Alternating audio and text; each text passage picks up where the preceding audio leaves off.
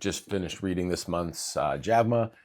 Really still like reading the physical paper articles, and came up with a great topic. So your dog got pancreatitis, and someone immediately says to you, they must have eaten something fatty. But what if the science isn't nearly that simple?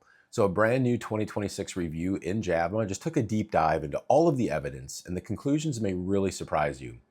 So pancreatitis is inflammation of the pancreas. It's an organ that's responsible for producing digestive enzymes and important hormones like insulin. But in really severe cases of pancreatitis, those digestive enzymes become activated too early and they begin damaging the pancreas itself. Basically, those enzymes are digesting the pancreatic tissue instead of those enzymes being dumped into the small bowel, then being activated to digest food. And dogs can become very painful and vomit and stop eating and develop dehydration, shock, and in really severe cases, the disease can actually be life-threatening. And we've all heard that story. For years, veterinarians, we've warned owners about fatty foods. And the classic scenario is Thanksgiving dinner, bacon grease, or the dog that gets into the trash. Because of these stories, many people assume that dietary fat is the primary cause of pancreatitis.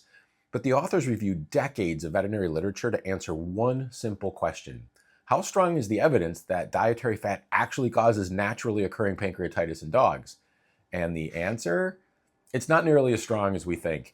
The review found that much of the early evidence actually came from experimental laboratory models, not even looking at dogs, really small studies, and different definitions of pancreatitis, variable diagnostic methods, and a major difficulty in separating dietary fat from other risk factors.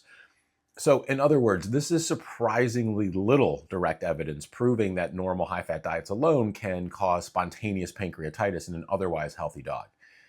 But wait, that doesn't mean fatty foods are completely safe. I'm not saying that. The review points out that certain dogs clearly appear to be at a higher risk. Dogs that we know are at a higher risk of developing pancreatitis are dogs that naturally have high blood triglycerides, known as hypertriglyceridemia, that have diabetes mellitus, that have Cushing's disease, that have hypothyroidism, that are obese already, that are on certain medications that could predispose them to it, and there are a few breed predispositions as well. But in these dogs, dietary fat may still play an important role.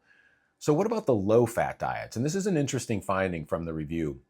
Many dogs continue to have recurrent pancreatitis despite eating prescription ultra-low-fat diets.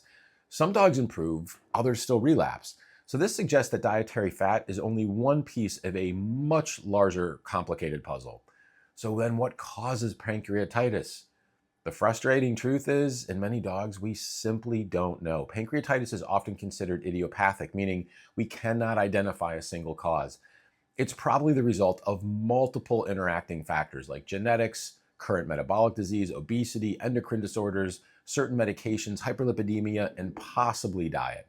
So should you stop recommending low-fat diets? No. For dogs with hypertriglyceridemia or a history of pancreatitis, low-fat diets still remain a very reasonable recommendation and are supported by clinical experience. But we also shouldn't oversimplify the disease by telling every owner, your dog got pancreatitis because they ate one fatty meal. According to this review, that evidence simply is not that strong. So sometimes the biggest takeaway from science isn't finding the answer, it's realizing the answer is way more complicated than we ever thought. And pancreatitis may be one of the best examples of that. So question, have you ever been told that your dog's pancreatitis was caused by eating something fatty? Let me know in the comments below. Keep following me for more evidence-based veterinary medicine.